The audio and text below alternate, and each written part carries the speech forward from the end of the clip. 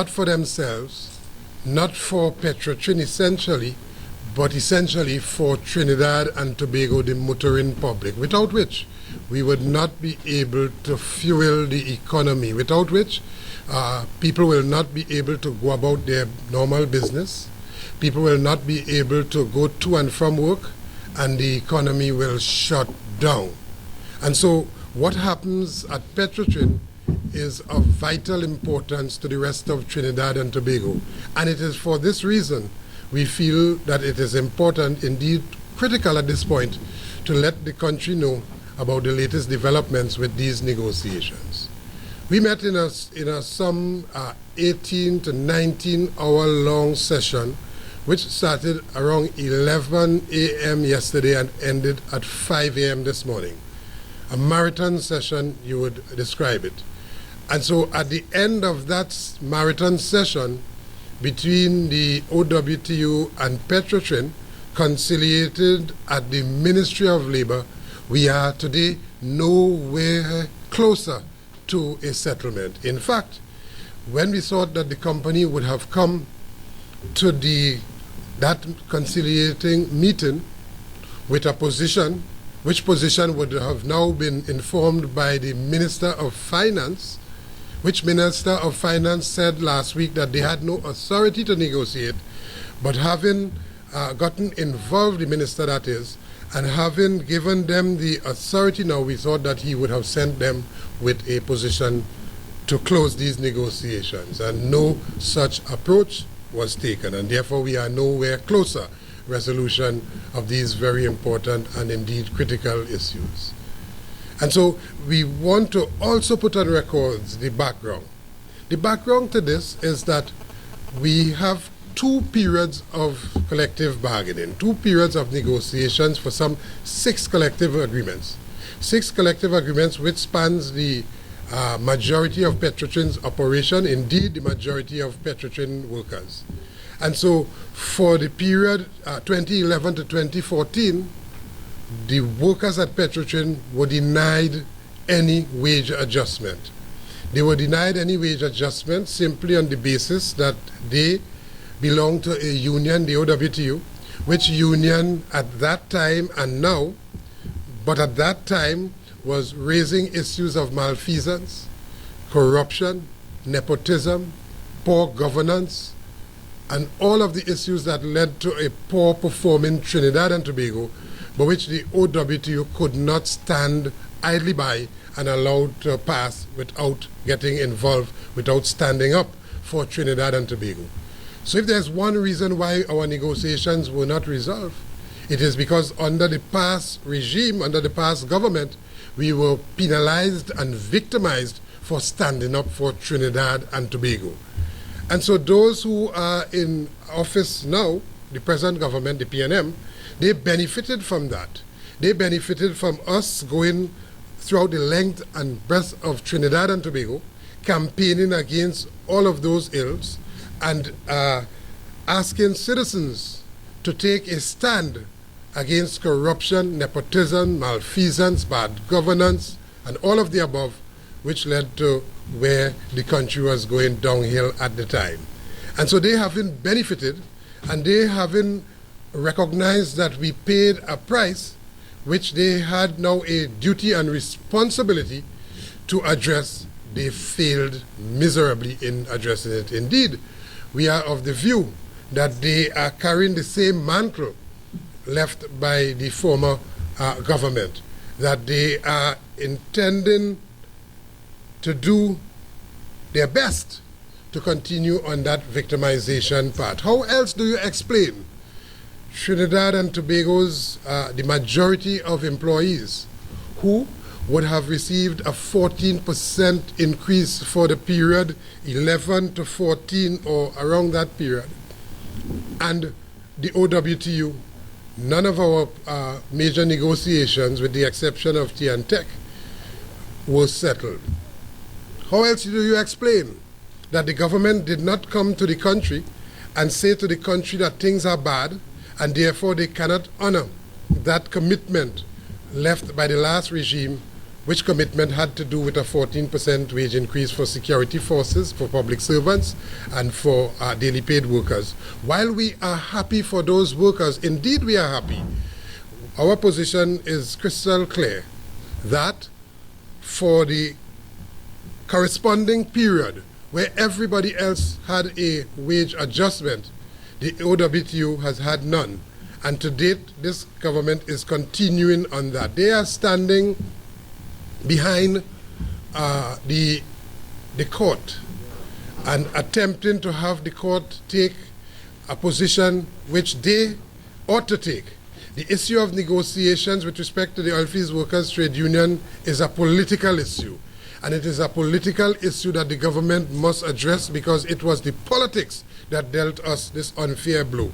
And therefore, in the interest of equity and fairness and decency, in the interest of having all workers benefit in the same way, the government ought to take a political decision and address this issue. We are expecting to go back to the court on next week, Wednesday, for mention and report and to essentially conclude conciliation. Therein lies another opportunity for the government to make an intervention at that point to save the day. But back to where we were last night. Throughout the night, we were told that there was some inter-ministerial committee meeting discussing the issue of negotiations and the present situation with respect to Petrotrin on the brink of strike action, and that we are expecting to hear something from the government with respect to the closure of these negotiations. We heard nothing throughout the night. What are we left with?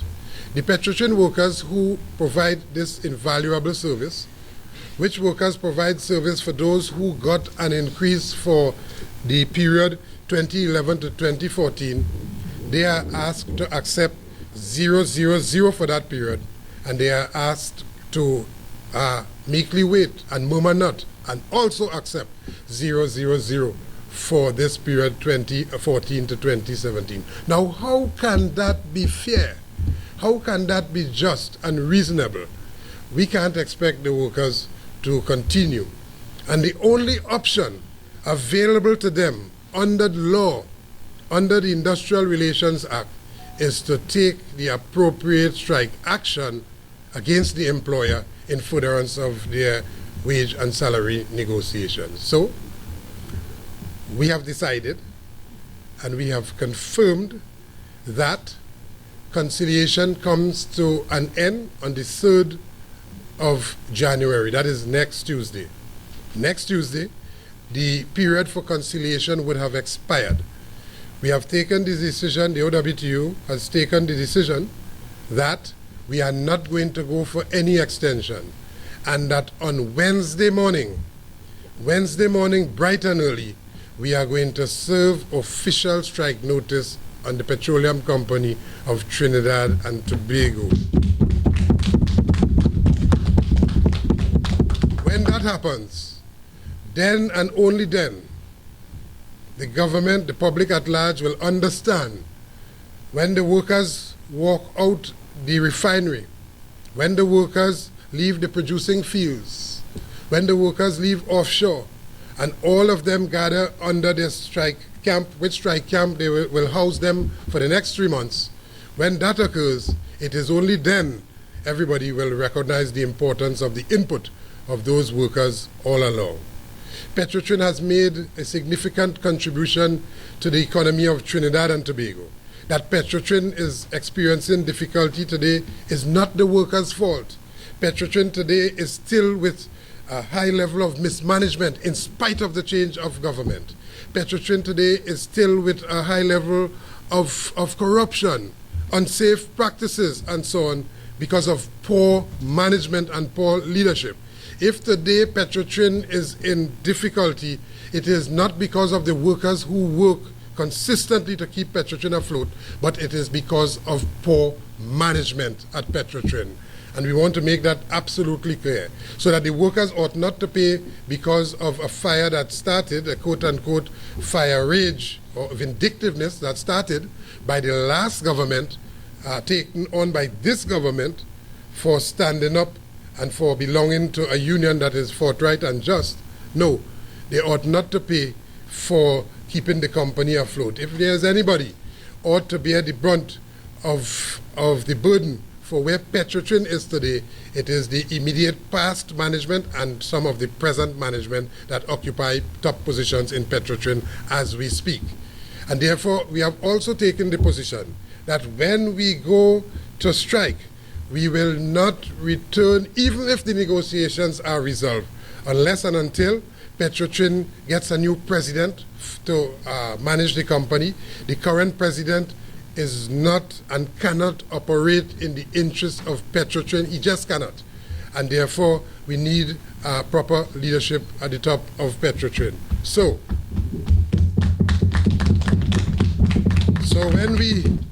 when the workers walk out, they will be walking out not just in the interest of themselves, but they will be walking out in the interest of Petrotrin. The public cannot see it now, but rest assured, at some point, we will be vindicated for taking this position.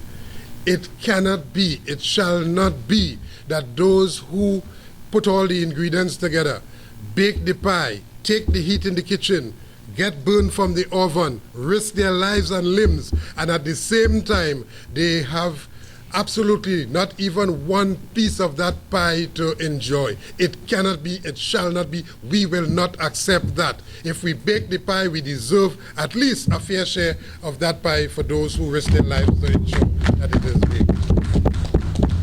And so we have firm conviction, very firm conviction, that come Wednesday, when we serve that strike notice, everybody will take notice. We also want to warn and advise that the motoring public shall take precautionary measures and fill up as much as you can.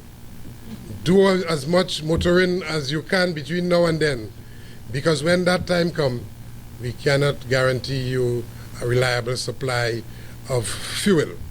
Petrotrin workers, through their efforts from the wellhead to the pump at the filling stations, provide fuel for the nation, diesel, gasoline, kerosene, jet fuel, yeah? All of which is produced at that refinery. All of which is produced at that refinery because workers work throughout the company's operation to send crude to the refinery, and workers at the refinery work to convert that crude into products. And therefore, if it is that they are providing a service and providing through that service a product, which product is sold on the local markets, which product is sold on the regional markets and on the extra-regional markets, and where the country benefits, and where there's vast potential, if managed properly, for the country to benefit even more, well, then the workers ought not to be penalized for that. We are neither afraid of contradiction, condemnation, or any conversation that would seem to suggest that we are not acting in the national interest, or indeed that we are not acting in the best interest of Petrotrin. Absolutely not. We are not fearful of that. In fact, we are prepared to take on anybody to debate the merits of this situation, because the situation requires that those who produce the most valuable assets of the company's operation, that's the human resource, that they be treated with the highest level of dignity and respect deserving of persons who collectively make an invaluable contribution to the economy of Trinidad and Tobago. So when you don't get gasoline at the filling stations, don't blame us. When you have problems at the airport to refuel jets, international and otherwise, local service and otherwise, don't blame us. When the management says that they can guarantee a reliable service, which in normal circumstance they cannot even manage properly, and the situation turns upside down, when that occurs, do not blame us. And finally, I want to say that last week, the Minister of Finance and the government through various ministers, made a big issue about Petrotrin not having the authority to negotiate. Well, let me repeat, that they not having the authority to negotiate, that's not our business. Our business is to negotiate with Petrotrin, identified according to the Industrial Relations Act as the company, and the OWTU identified as the union. And therefore, if they were saying that they did not have the authority to negotiate, well then, those who kept us up all night last night until 5 o'clock this morning, and who did not give Petrotrin a position, this issue is now squarely between the OWTU and not Petrotrin now. It is between the OWTU and the government of Trinidad and Tobago. And there is a high political price to pay for this one. A very high political price to pay for the mishandling of this, for the continued victimization that was started by Kamla Prasad-Bissessar, that is continuing under this Prime Minister. There will be a high political price to pay. Maybe through their exuberance and so on, they didn't pay close attention to what occurred to who victimized us, and so they are in a most a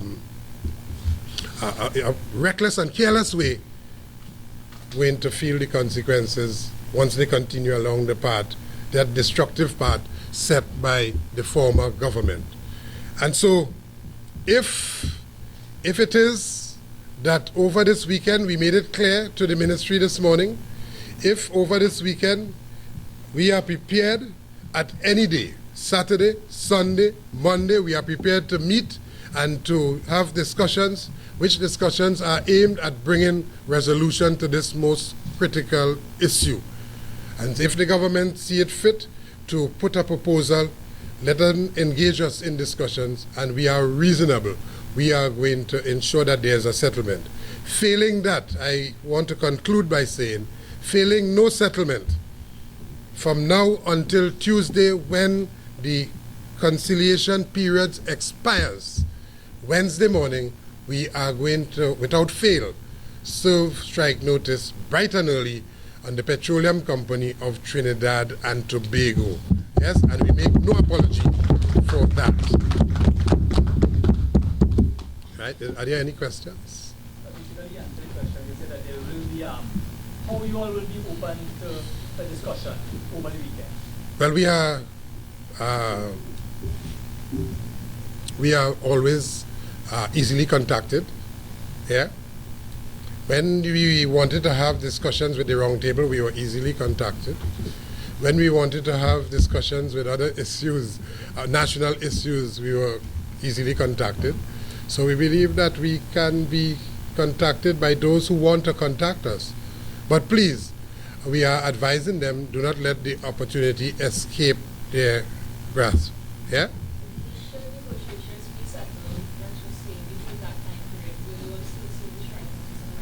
Well, our objective is to bring resolution to the negotiations, and so to have the workers have a decent wage adjustment, which, by the way, is not even equal to what everybody else got, but at least deserving of some sort of respect. And once that occurs, we can take a different position with respect to the strike. The strike is only coming because the company and the government fail to address the issue of negotiations, and that's the only option open to us legally to exercise in respect of the negotiations. So, Mr. Roger, if in case they decide to contact you all, but just to block that Wednesday New Year strike, yeah, by putting some little 1% or something, so what would be your take?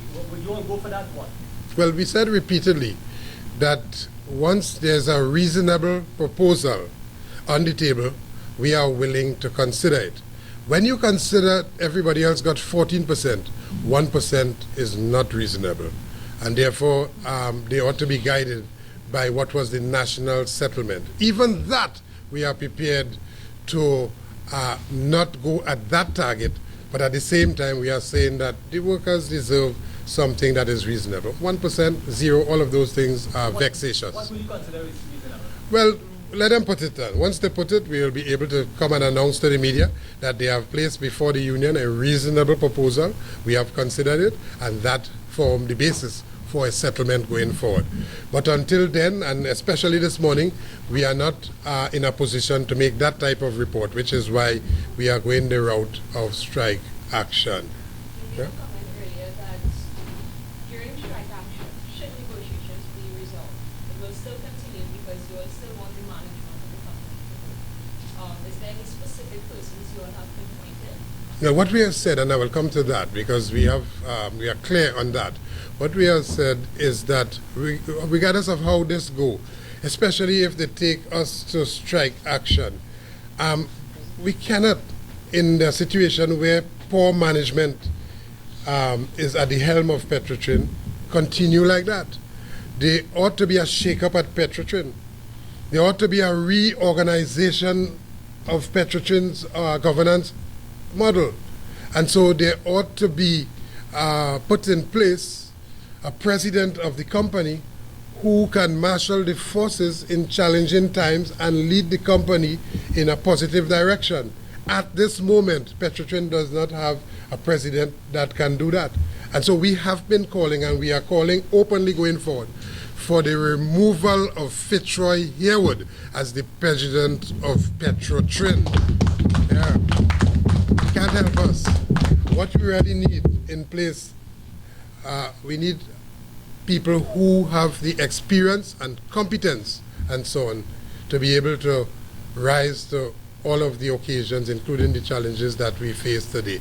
And may I also say that the challenges that Petrotrin claim to have will be multiplied by 10 times more if they didn't address the management and if they didn't address the issues of low worker morale, loss of enthusiasm and so on, and also brought on by the unsettled negotiations for 2 periods. And may I also remind everybody, what we are facing is 0, 0, 0 for 1 period and another 0, 0, 0 for another period. But for the period 2014 to 2017, may I also remind the public that the Minister of Finance announced at an IMF forum some 8 or 9 weeks ago that unions would not be getting any increases for that same period, 2017, going forward. And that is the period in which this negotiation falls. And therefore, we can see some similarity with the austerity measures being taken by this government, because this government is supporting that minister. And therefore, the government is embarking upon austerity measures, namely wage freeze. And you would also recall him saying that he raised gas price once, yeah, and there's no riot. And he raised gas price twice, and there has been no riot. And therefore, he will raise it again.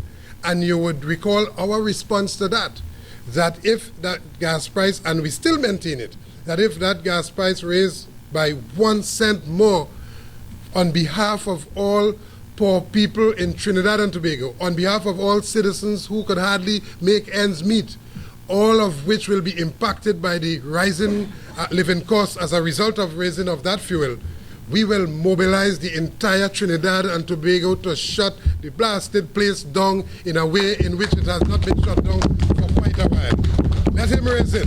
Indeed, that Minister of Finance is like an albatross around the neck of the government. But let him come with that. And so we are saying that austerity measures is upon us. That is their plan. And if we didn't stop them in their tracks with respect to this wage freeze, all of these 0 on us, while everybody else would have enjoyed some form of settlement or the other, we need to stop them in their tracks. And that is what we are going to be doing with this strike action. So, Mr. Wote, tell us some of the people that was in that negotiation yesterday and what is the breaking point yesterday, last night, for this morning? Well, the company would have went to and fro, vacillated throughout the night, and this morning they had absolutely no new position. So they still remain at 000, while the workers have had no adjustment for some 6 years. And therefore it is the company's negotiating team that communicated what the Minister of Finance would have directed them to communicate. No government ministry was indicated. No government ministers were at that meeting. But essentially, based on what we heard last week and based on the position taken by the government last week, that the Petrotrin did not have authority to negotiate, but that they came back with instructions from the Minister of Finance. What we were faced with is a position directly from the Minister of Finance and the government of Trinidad and Tobago. So though we are seeing Petrotrin before us, we are negotiating through them directly with the government of Trinidad and Tobago. And it is the government who will be responsible for that strike notice being served on Wednesday morning and the subsequent strike action taken by the Petrotrin workers in their interest and in the interest of good governance of the company and certainly of the country. If you can put any statistics, how will the strike action affect fuel production and expectation? Well, of course, if it is that there's the only place that produce fuel, yes, and I did outline some of that fuel, jet fuel, gasoline, diesel, kerosene, and so on, yeah, both super and premium, all of which are produced by the Point of Pierre refinery. If that the workers are not at work to produce that fuel, well then certainly the local market will be impacted, and of course where they make their sales regionally and extra regionally will be impacted. Simply put, it is the workers. You can have the refinery by itself. Indeed, you will have the refinery by itself come next week, and there will be no fuel. But you put the workers actively at work in the refinery, satisfied that their issues were addressed, raising worker morale and so on, increasing productivity levels, and you will turn around Petrotrin. I don't know that the government would want to choose the former approach. The latter approach is the most prudent approach, and therefore we invite them to join with us to implement such an approach. Well, the workers covered by the 6 collective agreements. Yeah? Well, some 81%, the company told us this morning, 89% of the workers are covered. Like heads. 89% of 5,000, you work it out. Okay, 5,000. Yeah. So, we are entering into the new year in very interesting times and with very interesting developments, all of which are brought on by poor management and certainly by poor governance at the level of the cabinet of the government of the Republic of Trinidad and Tobago. And we will spare no effort in attempting to get what is right, fair, and just for the workers we represent. And we make no apologies for that. Everybody else got, and we ought to be treated in like manner. Yeah? Is that okay? Breaking news. Thank you very much. Very important coverage. Yeah, this is breaking news. All right, just breaking already, don't worry. Yeah?